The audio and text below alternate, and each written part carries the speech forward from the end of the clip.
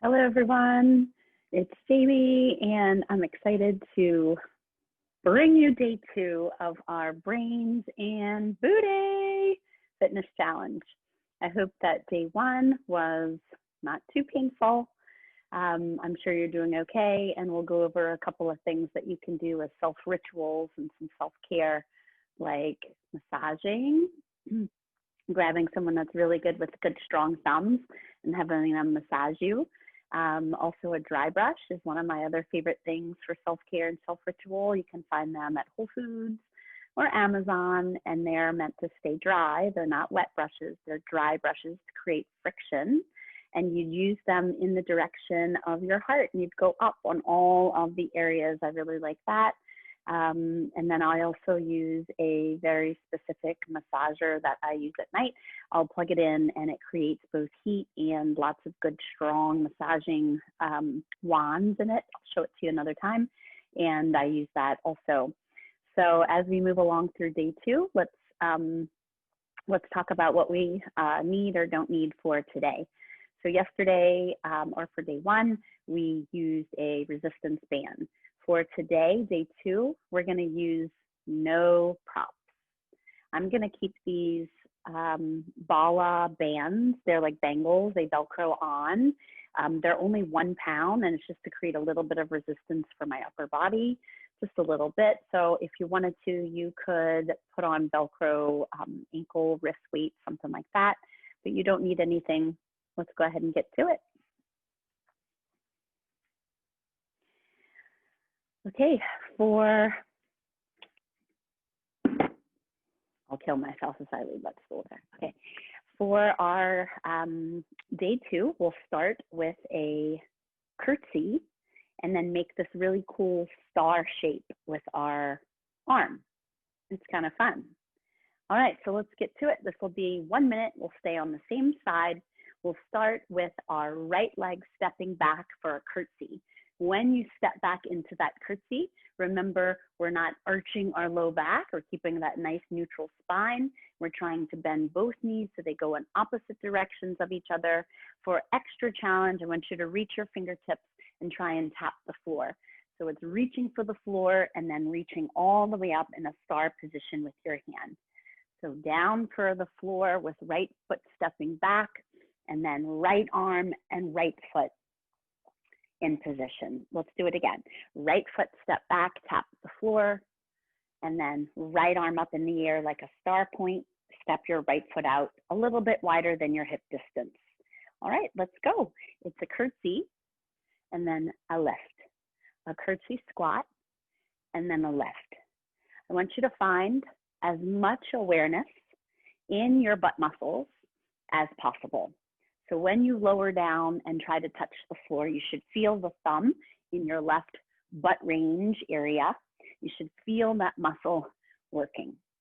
Okay, when you stand and put your right foot, take a moment, pull your belly in and squeeze that right butt.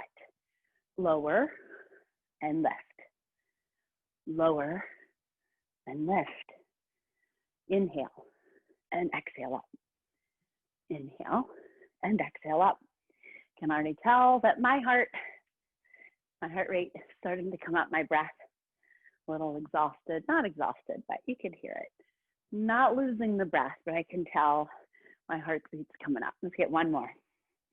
Right leg steps back, curtsy, and a star point. Okay, same thing.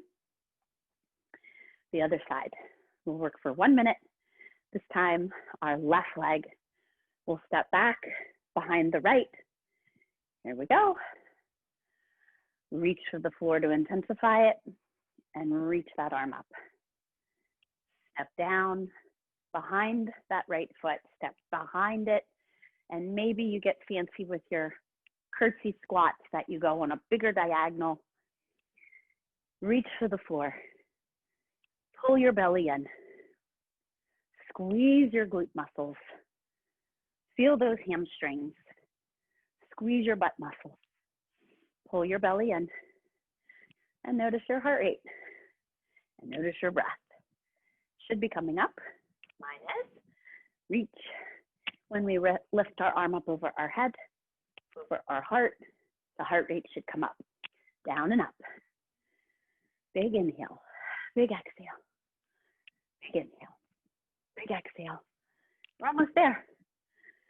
Down and up, down and up, down and up. Okay, last one. Down, squeeze those glutes and up. All right, cool. Next one that we will be doing is down on the floor, laying on our back. Let's do some bridges. I guess that felt better coming out like a song, a jingle. Okay, so we're gonna lay down flat on our back, put our head to the floor. You can push elbows, triceps to the mat, or you can keep your palms flat to the floor. It's better than bringing your arms up over your head because there's a slight chance that you may create the arch. What we're trying to do is create a nice flat back on the floor as we create these bridges. It's a one-legged bridge. We'll start with our right leg straight up. It's okay if it's bent. As best as you can, straighten it out. And it looks like this. We lift on the exhale. We lower and lift the leg, and we do another bridge.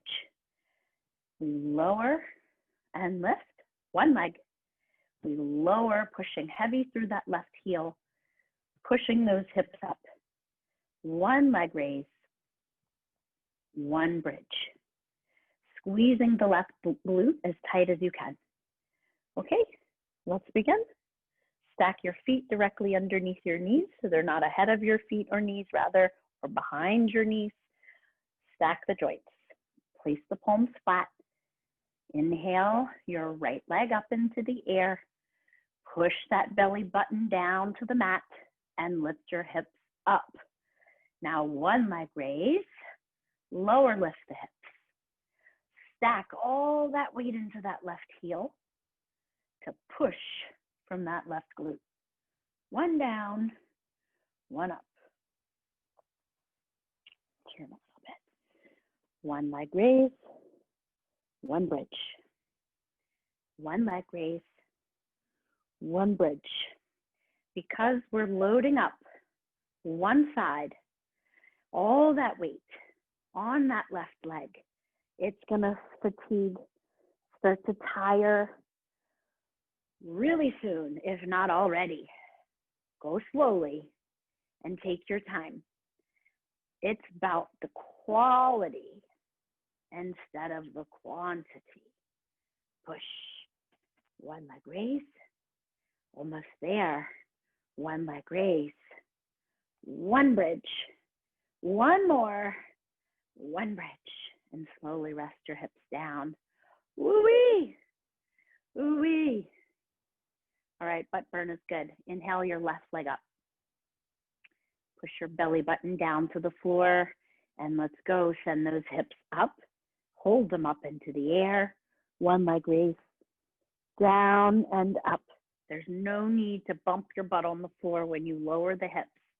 You can imagine a quarter of a inch gap space where your hips never touch the floor while you're working this bridge exercise.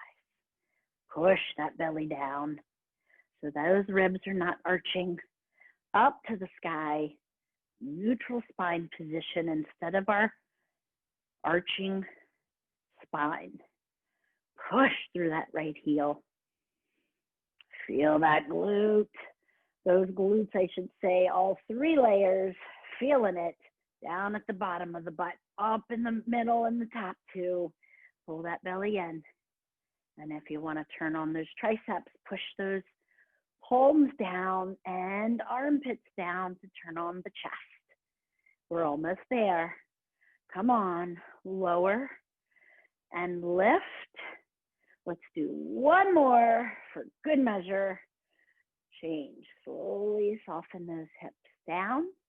Please stand up. Okay, our final one will be a squat. Yay, yay. Let's talk about squats for a moment. When we squat and stand, we never want to arch that rib cage up and forward and allow that tailbone to push up. And vice versa, we never want to tuck the pelvis under and sit down into a squat like that either. So both the belly down cow pelvis and tucked under cat back, neither are great when we sit in a squat or much less walk around. So when we squat, remember, keep the neutral spine sitting into the chair and pulling from those glutes to stand, squeezing the glutes. There's no need to go in front of your shoulders and do the backward bend. Stop at neutral spine, send the hips back using your glutes, pushing weight fully into those heels, maybe test the big toes even if they lift the ground for a quick second. I like to imagine an imaginary wall, pushing that wall back. So I know the direction of my hips with my intention is going as far back as I can without losing my balance off of my feet. Versus a squat that only goes down this way and the knees bend this way. We want to try to push the hips back, keeping the knees stacked roughly over the ankle. Okay, here's what it looks like. It's a squat holding imaginary luggages, a suitcase squat. You have one in each hand, lower, lift, and up on those tippy toes for the calf raise. Let's go. It's down, up, and high on those tippies. I want you to stop in a squat chair position where it's not affecting the knees. It's not affecting the low back, meaning if it hurts, you don't do it. You modify and find a height in your chair that's maybe a little bit less low. Sit down as much as you can. Know that the squatting is high when you come up after the squat, off of those heels, pressing into those tippy toes so we can develop calf muscle, awareness, strength.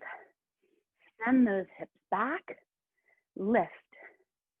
That luggage is there in each hand. You've got a handle on it. Sit way back into your chair. Elevate. We're almost there. Pull your belly in. Today's password or the special code word, I don't even know what it's called. The code word, I think I'm calling it, is butterfly.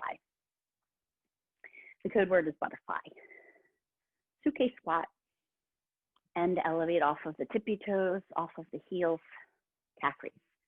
Let's get one more in for good measure. Squat, pull that belly in, squeeze your glutes, calf raise. You need no weights for this one.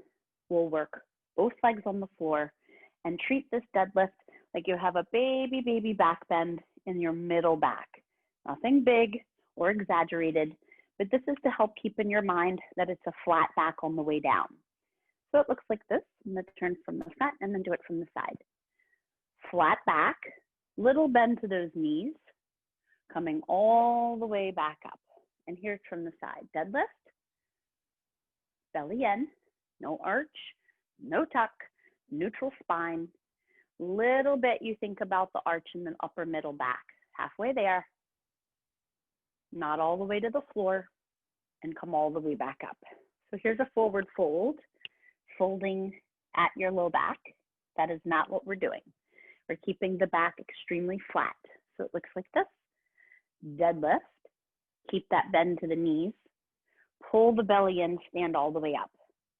Slowly send the hips back like a squat. Pull the belly in as you raise. Okay, let's start. Go ahead and open up your feet a little bit wider than your own hips. Pull your belly in. And let's begin. Little bend to our knees. Deadlifts. Send the hips back. Stand and squeeze your butt. Pull your belly in. Your pelvic floor muscles are a sling of muscles that help to keep all of the organs in their place. And without these pelvic floor, squeeze, lower and lift. Without these pelvic floor muscles that we have, we can have organs start to fall down into each other, prolapse, or something like sneezing and peeing a little bit and thinking that that's normal incontinence. Keep going. Pull your belly in, flat back down, send the hips back, keep weight in your heels, gaze forward and not all the way down, flat back, no rounding at your low back, pull, squeeze your butt. We're almost there. So I want you to turn on those pelvic floor muscles right here, right now. And anytime you can, think about it, pull them in, pull them up. Strengthen those muscles. Strengthen those muscles to strengthen your core. Pull your belly in and up. We're almost there. Let's get it one more in. I want you to squeeze your butt as tight as you can with me. Hold it. Ooh. And let's get a quick stretch here. Draw your knees in towards your chest. Wrap your arms over the top of your legs. Make a tight cannonball shape. Ooh. All right, quick figure 4. Draw your right foot over the top of the left knee. Interlace your fingers underneath your left leg. Flex the foot that's in your lap, the right foot, and slowly, slowly pull the left thigh towards your stomach. Soften the shoulders to the floor. Draw your belly in towards the back of the spine. And slowly figure 4 other leg. Set the left foot over the top of the right knee. Flex the left foot that's in the lap. Interlace fingers under the right thigh. Slowly draw that right thigh towards your stomach. Soften the gaze, soften the breath. Pull the belly in. Breathe. Okay. All right, very good. I'll see you back here tomorrow. Such not a good singer. I don't even know why I'm singing today. Okay, I'll see you soon. Bye.